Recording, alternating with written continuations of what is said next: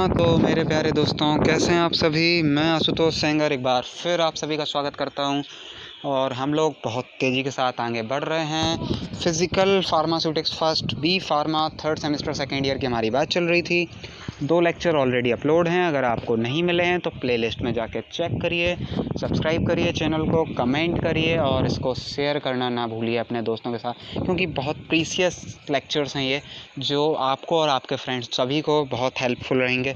Unit first हमारी चल रही थी, ये हमारा लेक्चर थर्ड है और स्टार्ट करते हैं इस लेक्चर को बहुत जल्दी के साथ, तेज़ी के साथ। तो हमारा आज का टॉपिक है सॉल्यूशन एंड एसोसिएशन। छोटा टॉपिक है, जल्दी ख़त्म करेंगे और तेज़ी के साथ पढ़ेंगे, क्योंकि यहाँ ट्रिक्स का थोड़ा सा कम यूज़ करेंगे इस लेक्चर के अंदर। कॉमनली नोन एज डिसोल्यूशन, इसको हम लोग डिसोल्यूशन भी बोलते हैं। It is the process of attracting and associating the molecule of a solvent with molecules और ions of a solvent. Means ये एक ऐसी प्रोसेस है जिसमें अट्रैक्शन होता है और एसोसिएशन होता है मॉलिक्यूल्स का सॉल्वेंट के, मतलब सॉल्यूट और सॉल्वेंट के, कुछ इस तरह से बोल लीजिए। यहाँ में भी कुछ मिस्टेक्स हो, बट सॉल्यूट के मॉलिक्यूल से आयन सॉल्वेंट के मॉलिक्यूल से आयन से अट्रैक्शन करते हैं और उसी अट्रैक्शन को हम लोग सॉल्वेशन बोलते हैं। व्हेन सॉल्यूट और ions dissolve in a solvent then solute get surrounded by solvent molecule. जब सॉल्यूट जो है वो कम होता है, वो जैसे ही डिजॉल्व होता है या घोला जाता है या डाला जाता है, तो सॉल्वेंट के मॉलिक्यूल उसे चारों तरफ से घेर लेते हैं। This process is known as a solvation complex, और एक कॉम्प्लेक्स बनाते हैं जिसे हम लोग सॉल्वेशन कॉम्प्लेक्स बोलते हैं। The larger the ion the more solvent molecules can surround it and the more they are solvated. अगर मान लीजिए लार्जर आयन है वहाँ पर, द मोर सॉल्वेंट मॉलिक्यूल्स, जितने ज़्यादा आयन होंगे उतने ज़्यादा सॉल्वेंट मॉलिक्यूल उसको घेर पाएंगे सॉल्यूट को, और उससे उतना ही ज़्यादा सॉल्वेटेड कर पाएंगे। ठीक है, छोटा सा फिनोमेना है, आराम से इसका स्क्रीनशॉट खींच के इसी से नोट्स बनाइए, बहुत ईजी है ये लीजिए डायग्राम। सबसे इम्पोर्टेंट चीज़, solute black colour, solvent pink colour. ज़्यादा सॉल्वेंट है, कम सॉल्यूट है, लेकिन मैंने इतना ज़्यादा नहीं दिखाया, हमने लिया है क्वांटिटेटिव चीज़ में।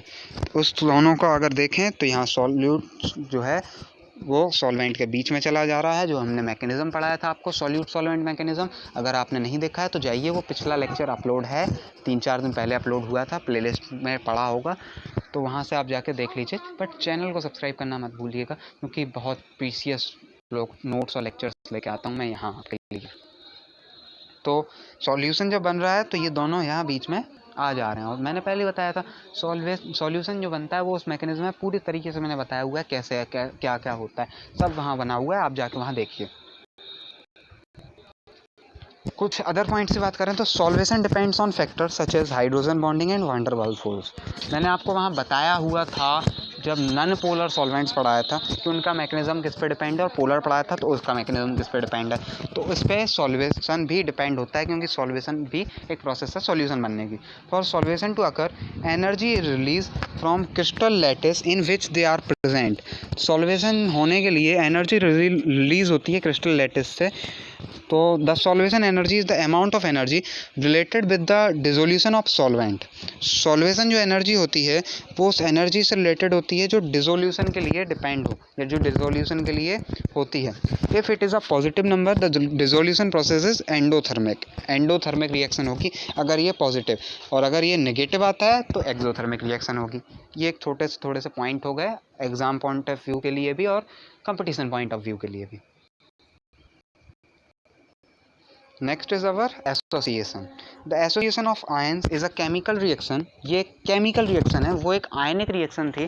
आपने फिजिक्स पढ़ी हुई है 12th में, वहाँ आपको पता होगा कि आयन जो होते हैं उनमें सेम आयंस के बीच रिपल्सन होता है और डिफरेंस आयंस के बीच अट्रैक्शन होता है।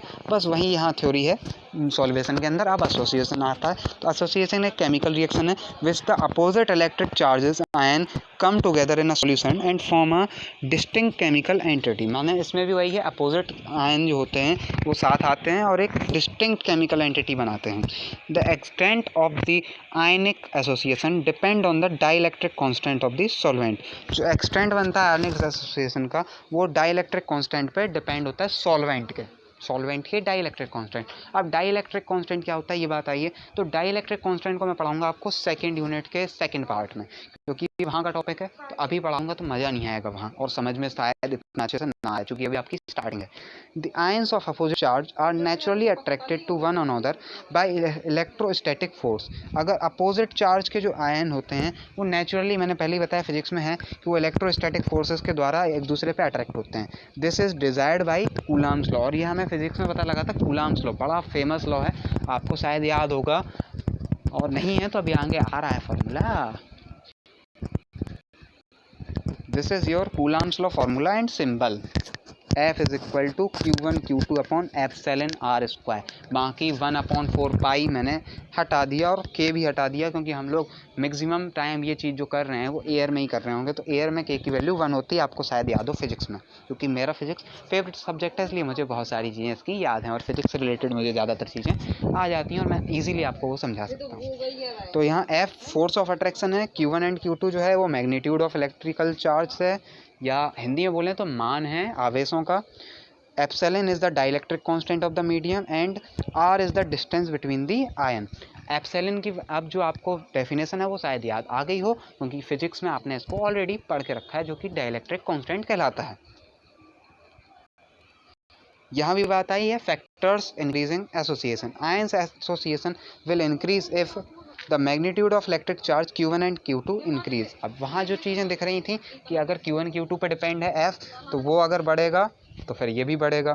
फिर साइज ऑफ आयंस डिक्रीज, सो जैसे साइज़ बढ़ेगा, मान लीजिए हम दो लोग खड़े हैं, मान लीजिए 1 मीटर के डिस्टेंस पे, अब पता चले कि मैं भी मोटा हो जाऊँ, वो भी मोटा हो जाए, तो हम लोगों की वो 1 मीटर की डिस्टेंस कम हो जाएगी, तो क्या होगा, वो डिस्टेंस कम हो जाएगी, तो जो है डिस्टेंस कम होने से भी ये फैक्टर होगा उस पर, क्योंकि फार्मूले में तो आर भी था। जैसे कैटायन और एनायन इसलिए बोला गया है क्योंकि वो एक पॉजिटिव और एक नेगेटिव होगा, क्योंकि डिफरेंट आयन की यहाँ बात हो रही है। The magnitude of dielectric charge increase, और अगर डाइलेक्ट्रिक चार्ज एप्सिलॉन की वैल्यू इंक्रीज होती है इन एनी केस, तो फिर वो उस पर भी एसोसिएशन फैक्टर करेगा, इफेक्ट करेगा। छोटा सा लेक्चर बहुत तेजी के साथ मैंने आपको बताया। At last, thank you for watching. All the best for your knowledge and exams. Hit the like button if you like this video. Subscribe please my channel for more lectures and for notes also. Comment me for notes, and on my 9140403649, that is my WhatsApp and hike number. घर में रहें, स्वस्थ रहें, क्योंकि corona काल है, precautions लेते रहें। जय श्री राम, धन्यवाद। चलते हैं और मिलते हैं अगले लेक्चर में। बहुत छोटा लेक्चर था, जल्दी ख़त्म कराया।